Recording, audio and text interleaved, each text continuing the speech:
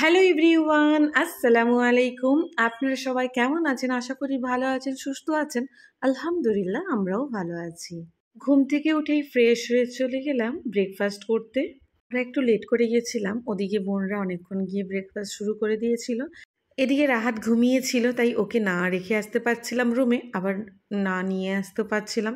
তারপর অনেকক্ষণ ট্রাই করার পরও যখন দেখলাম ও ঘুম থেকে ওঠেনি, তাই ফাইনালি ওকে নিয়েই চলে এলাম, কারণ ব্রেকফাস্টের টাইম এখানে শেষ হয়ে যাবে। ব্রেকফাস্ট করার পরেই আমরা রুম চেঞ্জ করে নিয়েছিলাম, অন্য একটা রুম নিয়েছিলাম, কারণ আমাদের ওই রুমটা আমাদের অতটা ভালো লাগছিল না। আর এটা আমরা ডবল বেডেরই নিয়ে নিয়েছিলাম, সিঙ্গেল বেড আর নিই। সারাদিন একসাথে থাকা হচ্ছে, শুধু ঘুমোতে যাওয়ার টাইমটুকুটা আলাদা টাইম, সেই জন্য আর আলাদা করে রুম নিইনি, একই সাথে রুম নিয়ে নিয়েছি। আর উপর থেকে এখানে সুইমিং পুলটা এরকমই দেখতে লাগছে। তারপর সবাই আবার ফ্রেশ হয়ে ড্রেস চেঞ্জ করে চলে যাবে এখন সুইমিং পুলে। বাই দ্য ওয়ে, এর আগেও আপনাদেরকে আমি বলেছি দীঘা আসতে আমার একদম ভালো লাগে না, বাট কার কখন রুচি চেঞ্জ হয়ে যায় বলা মুশকিল। ঠিক সেই রকমই এখানে আসার পর আমার রুচিটাও একদম চেঞ্জ হয়ে গেছিলো, কারণ দুদিন ওয়েদারটা এখানে এতটাই মাশাআল্লাহ সুন্দর ছিল, আমার দীঘা ঘোরার আনন্দটা আরও বেড়ে গিয়েছিল। আর এতবার দীঘা এসেছি, মানে এইবারে আমি এত ফুল মস্তি করেছি। তার একটাই কারণ হচ্ছে ওয়েদারের জন্য আমি দিনের বেলাতেও খুব আনন্দ করে ঘুরতে পেরেছি, এবং ইভিনিং টাইমে তো ঘুরতেই পারি, তো অনেক এনজয় করেছি। সেই জন্য আবার দীঘার প্রতি আমার ভালোবাসা জেগে উঠেছে। তো জানি না নেক্সট টাইম এরকম ওয়েদার পাবো কি না, বাট ওয়েদারের জন্যই আমার এত ভালো লাগা।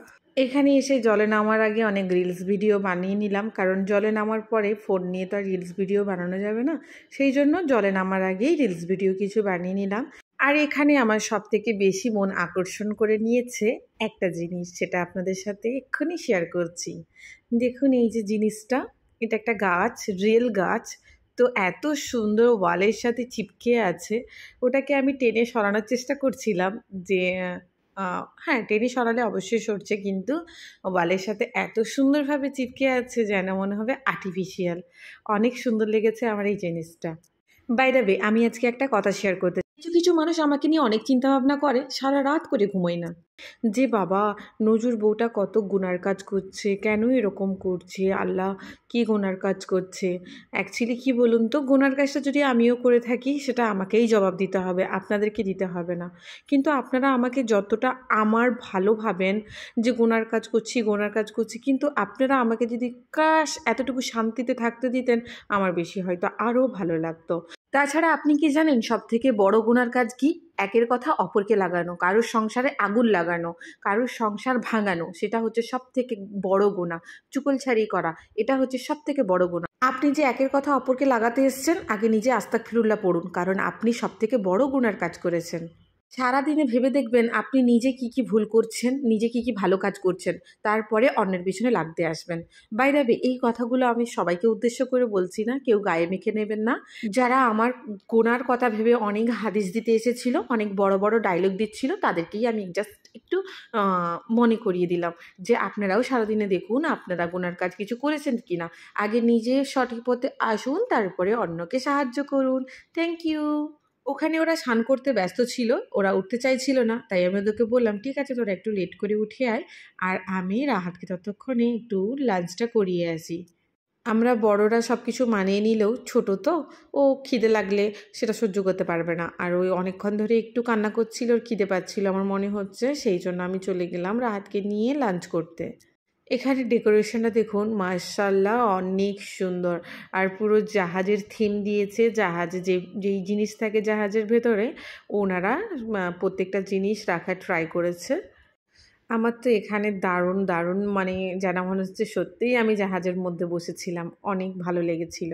এখানে অর্ডার করলে অনেকটা ১-১.৫ ঘন্টা লেট করে খাবার আসবে, সেই জন্য চটজলদি যেই খাবারটা চলে আসবে সেই মেনুটাই আমি অর্ডার করে দিলাম রাহাতের জন্য। সাদা ভাত, ডাল আর ডিম ভাজা আর স্যালাড দিয়ে রাহাতকে আমি এখন খাইয়ে দেবো। আর যেহেতু খাবার দিতে অনেক লেট হবে, তাই ওদেরকে ফোন করে উঠিয়ে নিলাম যে তোরা তাড়াতাড়ি করে ফ্রেশ হয়ে চলে আয়, আর কি কি খাবি অর্ডারটা দিয়ে দে, তাহলে তোরা আস্তে আস্তে এদিকে খাবারটাও রেডি হয়ে যাবে। তাই ওদের আস্তে আস্তে আমি এদিকে অর্ডারটাও ওদের করে দিয়েছিলাম, আর এদিকে রাহাতকে খাওয়ানো কমপ্লিট করে নিচ্ছিলাম। বাই দ্য ওয়ে, আমার আজকে খুব আনন্দ হচ্ছে, কেন জানেন? আগে না কেউ কিছু আমাকে কিছু বললে আমাকে নয়, আমার কোনো বোন বা কাউকেও যদি কেউ কিছু বলতো, আমরা না বাড়িতে এসে শুধু কাঁদতাম। কাউকে কিছু বলতেই পারতাম না। কিন্তু এখন সময়ের সাথে, সাথে, যুগের সাথে, সাথে এতটাই পরিবর্তন হয়ে গেছি, কেউ কিছু বলতে এলে তাকে আর ছেড়ে কথা বলি না। কারণ শুনেছি মেয়েরা বিয়ের পর অনেক চেঞ্জ হয়ে যায়। সত্যি একটা মেয়ে কখন চেঞ্জ হতে পারে, কোন পরিস্থিতিতে চেঞ্জ হতে পারে, সেটা আমি আমার লাইফস্টাইল দিয়ে অবশ্যই আমি বুঝতে পেরেছি। আমি আমার জীবনে অনেক স্ট্রাগল করতে করতে, অনেক পরিস্থিতিতে পড়তে পড়তে আমি এখন অনেক স্ট্রং হয়ে গেছি। আগে বাবার অফিস চালাতাম, সেদিক থেকে স্ট্রং ছিলাম। সব কিছু দায়িত্ব ছিল আমার ওপর, বাড়িতে ছেলের মতো সারাদিন থাকতাম। কিন্তু সংসার লাইফটা কী সেটা বুঝতাম না। কিন্তু একটা সংসার জীবনে আসার পর একটা মেয়েকে কত কিছু সহ্য করতে হয়, কত কিছু ঝামেলা পোহাতে হয়, সেটা সংসার লাইফে আসার পরই বুঝতে পেরেছি। আর সেটার ঘা খেতে খেতে খেতে খেতে এখন অনেক স্ট্রং হয়ে গেছি। তাই এখন কেউ কিছু বলতে এলে তাকে আর ছেড়ে কথা বলি না, তাকে সঠিক উত্তরটা বুঝিয়ে তারপরে ছাড়ি। ও হ্যাঁ, আর একটা কথা, কারোর সংসার ভাঙানোর আগে আপনাদেরকে একটা টিপস দিই। কারোর সংসার ভাঙানোর আগে আপনারা নিজেরাও একবার ভাববেন যে আমারও ফ্যামিলি আছে, আমারও ছেলে মেয়ে সন্তান, বৌমা সবাই আছে। তো কারোর সংসার ভাঙানোর জন্য কিছু কটাক্ষ কথা বা কারোর ক্ষতি করা অবশ্যই ভেবেচিন্তে করবেন। কারণ আমি ছেড়ে দিলেও আল্লাহ কিন্তু কোনোদিনও ছাড়বে না। অবশ্যই রিপ্লাই কিন্তু পাবেন, কিন্তু সেটা একটু ধৈর্যের সাথে সাথে। কারণ অনেক মানুষকেই আমি বলতে শুনেছি, জানো আমার এরকম হয় না, সেরকম হয় না, সেরকম হয় না। অহংকার জিনিস করতে নেই, কারণ অহংকার হচ্ছে পতনের কারণ। জীবনে চলার পথে আমার ক্ষতিকে অনেকেই করেছে এবং অনেক কান্না করেছি আল্লাহর কাছে।